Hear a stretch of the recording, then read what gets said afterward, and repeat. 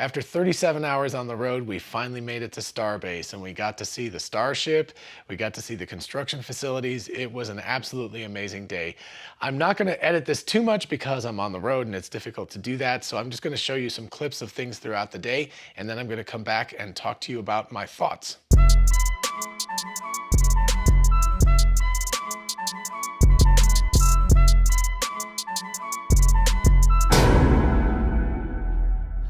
Hey y'all, it's Dr. Know-It-All. I hope this setup works. I'm having to do it all by myself because my wife's having to work. But anyway, Tesla, Starship. How much better could that be? This is an amazing thing. I have to say, I'm utterly blown away by the fact that I actually got a lot closer than this. I just couldn't really stop because they have white cones up, but I took some pictures. But you can actually see, the skirt of the whole thing. You can see the ship itself. It's so hard to figure out a perspective, like to give a sense of the scale of it. The high bay and the mid bay are actually amazingly big. This is sort of medium big, but then of course I imagine this being on top of something that's an equivalent height of that, and it starts to blow my mind to think about just how big this thing is, or is going to be when it gets done. Obviously, you can tell this place is a hive of activity. There is a beach down at the end, which is absolutely beautiful. I went down, and actually that was the first thing because I drove all the way down, so I had to turn around anyway, so I figured why not just go and hang out at the beach. So I took a couple of pretty pictures and video from there. All right, let's have some fun. Dun dun dun dun dun dun dun dun dun dun dun dun dun dun. Coming over the dunes, the Starship. Amazing. But so thoughts about all of this. First of all, holy crap, this thing is really big. But second of all, seeing it in person, it looks a lot more likely to fly than looking at it on video. For some reason, it really looks ungainly, but it actually has a kind of a grace to it. The amazing thing is to think about it falling, and the fact that those huge fins, so way up there, and these huge fins are going to be able to control the attitude and put it back to where it's supposed to go. I haven't seen any pieces of the Starship Serial Number 11, may it rest in peace. But anyway, supposedly there's a bunch of lagoons and stuff behind the camera, and apparently there's a bunch of pieces still out there, but there's also probably alligators and other funky stuff, so I'm not gonna go looking for it. But anyway, if I happen to stumble upon one, hopefully not with my tires, we will see. But so thoughts about this. First of all, the road trip was crazy, and I'll do a whole separate thing about that. But second of all, I think that it's kind of an amazing thing to think about how lonely this place is. So this is really just a couple of kilometers from the Mexican border. There's actually an immigration checkpoint, so when I leave here, I'm gonna have to probably show them my US driver's license to get through. I mean, it's literally that close. So no wonder some pieces, and it's also incredibly flat, as you can see. Maybe you can't see it because the angle is more on the Starship, but anyway, it's flat for miles, kilometers around. So if something exploded, there's no question that it could easily get over there. As far as thinking about the effects on the economy, I actually talked to somebody when we were at one of the charging stations yesterday, and he was talking about how good this was going to be for the Brownsville area, South Texas economy. Certainly it is. This was a road that I'm sure nobody ever went on, and now it's an incredibly busy road, and there's people zipping by on golf carts, there's people going by in Teslas, there's people going by in pickup trucks, there's a bunch of semi-trucks that are, bringing stuff in one after another. And so I think that's going to be fantastic. I do wonder about the nature of there's going to be an interesting culture thing, because there's something of an insular society, down here. I live in Georgia, so I understand. But you're going to have a very interesting little culture clash, because this is going to do nothing but grow over the next several years, and they're going to just kind of take over. And I assume this little 2-lane road will eventually become a 4-lane road, and this place is just going to be inundated with traffic. I mean, probably tourists too. Obviously there's some of us. I've met a couple of folks this morning, but certainly there are going to be many upgrades, whatever. There's going to be a lot of society that's going to move here to this area, and so that's going to be an interesting aspect of it.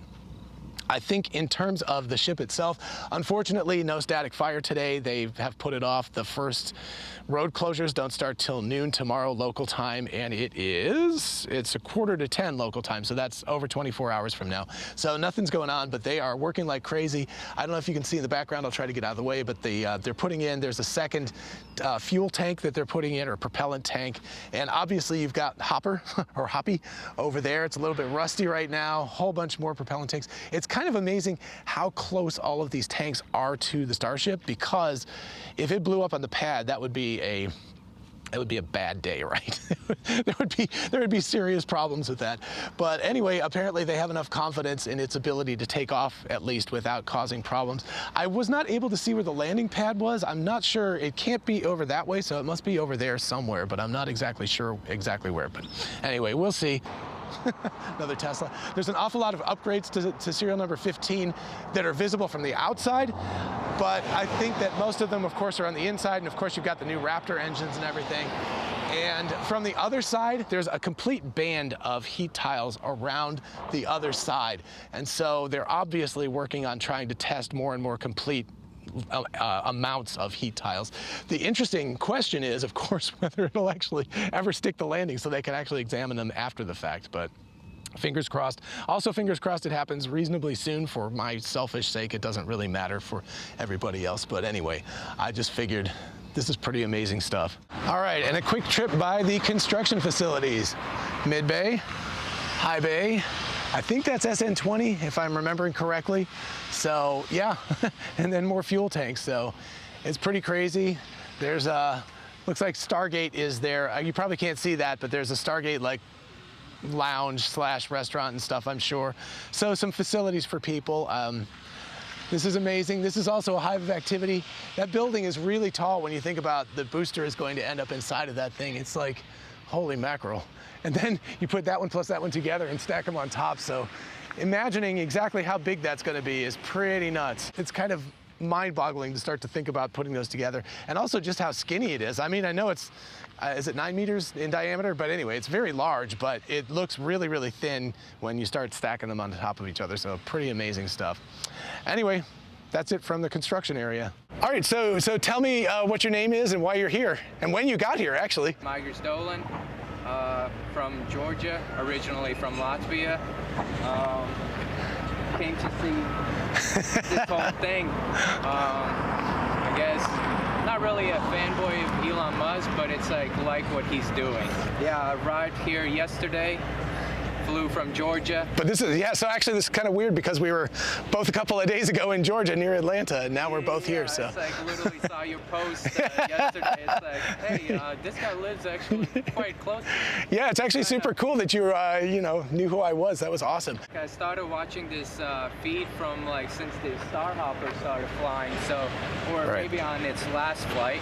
Right. Yeah, I saw, what was it, Everyday Astronaut? Yeah, literally, yeah. It's like, water tanks can fly. Yeah, and it's just like, whoa, what are they doing there? So we just brought it up here. Now, standing right next to it, I don't know, kind of surreal to see all this happening.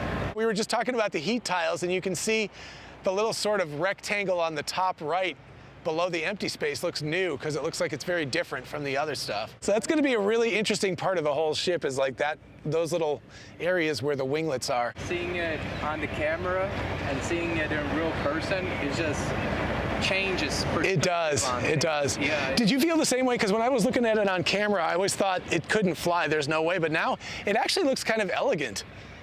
I don't know. On camera, it looks like it just feels bigger for some reason. Yeah. In person, it's just a little bit smaller. Right. Maybe that's how my brain is perspective. Well, and it's also probably, I mean, because when we look at like the Hopper here, this is way smaller, but it looks bigger because of the fact that it's closer.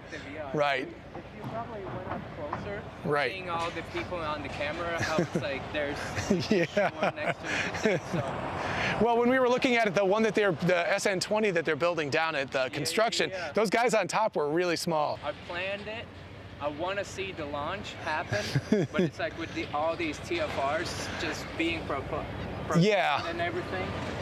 Yeah, I don't Well, you pretty much have to be patient at this point. The good news about that is we get to like look at these today. I know. You never get to do that if know. it's going to launch. Imagine just sitting here and the rocket just flying up and You know what? I don't think I want to do that. This is a little too close. could explode that, No, I think it would probably kick your butt if it just the sound waves, the shock waves would probably, yeah, it would not be good.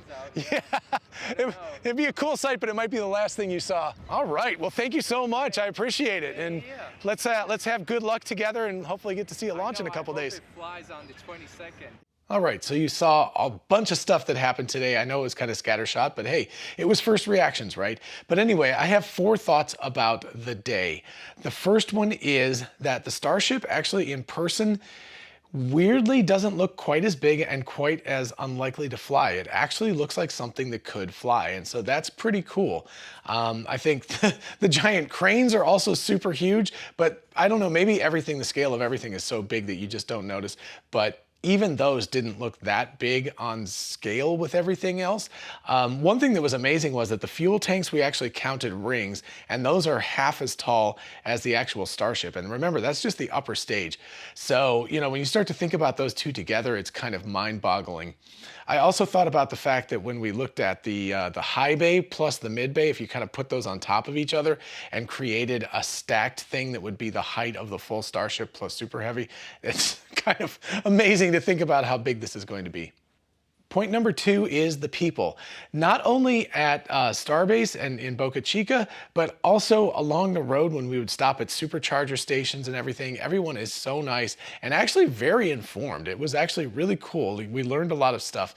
But anyway, the people that we talked to, it was an amazing thing. And so you saw that with the interview. You know, there's just a ton of people who are incredibly interested and knowledgeable about this topic, and I think that's just amazing. The third point that I think is important to talk about is how close everything is geographically. For some reason, I thought Boca Chica Village was, you know, miles and miles away, but it's literally right next to where the construction facilities are, and maybe 1.5 miles or a couple of kilometers away from where the launch facilities are. So everything's really close. And the landing pad, I kept looking for it, and finally somebody said, it's where all the trucks are parked on. And I was like, holy crap, you mean it's like right next to, so the Starship takes off and then it translates over and it comes back down again. So it's like, you know, not very far away. So if it explodes on landing, there's not that much room for the explosion to go. It's pretty amazing. They've got a giant dirt berm that they're building right now to kind of protect the fuel farm, the fuel tanks and all of that stuff. And there's clearly some kind of a bunker that's being built as well. But it's pretty amazing how compact everything is, really, and that's very cool. And the fourth and final point is that you should experience this if you possibly can now, because this is not just a once in a lifetime, but probably a once in forever type of event. We've got a public road that literally is cutting through cutting edge rocketry research. There's never been anything like this. Governments would never let people get this close. You know, this would be skunk works kind of stuff, right? If the X-15 was being built or even the Apollo craft, you know, there was a lot of publicity around that, but you were never allowed that close. We literally could almost reach out and touch some of this stuff. So it's incredible to have this kind of access. It is not going to last. There's no way. For one thing, they're going to be launching offshore eventually, so a lot of the stuff is going to move offshore. But even beyond that, eventually they're going to buy out that peninsula and they're going to kind of shut it down and make it difficult to get there. For one thing, just the fact that there's so many construction crew, and when you add thousands more people to do construction, plus you get thousands more tourists, eventually they're just going to have to shut the thing down. So I would say if you have the ability to get here anytime in the next year or so, you should take that opportunity, because I don't think it's going to last. Now, you'll certainly be able to see the launches and that stuff's going to be cool, but that accessibility of just being able to literally walk up and look at these cutting edge rockets, it's not going to last forever. So anyway, definitely make sure you do that if you can. All right, I hope you enjoyed this episode and found it fun and informative. If you did, definitely like it so other people can find it, and please do subscribe so you can catch more of these, because we'll be doing more of them throughout the week. As always, a huge shout out to my patrons on Patreon. In fact, an extra big shout out because you all are helping to make this trip possible. It's rather expensive. We're in a hotel right now as opposed to sleeping in our car, just to try to be a little more civilized. So all of this stuff, the costs add up. So thank you all so much. I really appreciate your help. Of course, don't forget about our merch store, which has the plaid Tesla logo t-shirt and a whole bunch of other t-shirts and other items. So definitely check that out and help us out. And finally, don't forget we are both Amazon and Tesla affiliates. If you look in the description and you click on the link, you can go shopping and help out the channel. Thank you. And as always, please feel free to ask me questions in the comments or at my email address, which is drknowitallknows@gmail.com. Till next time, bye-bye. And now I'm going to completely embarrass myself, so all right, this is for you, Elon Musk, and for SpaceX, and for all the poor people that are working out, not poor people, all the lucky people that are working out here. You are my starship, my bestest starship. I want to see you, hope skies aren't gray. No RUDs now, please stick the landing. SpaceX launch SN15 today. Go Elon, go SpaceX. Good luck, everybody. I'll see you in the next one.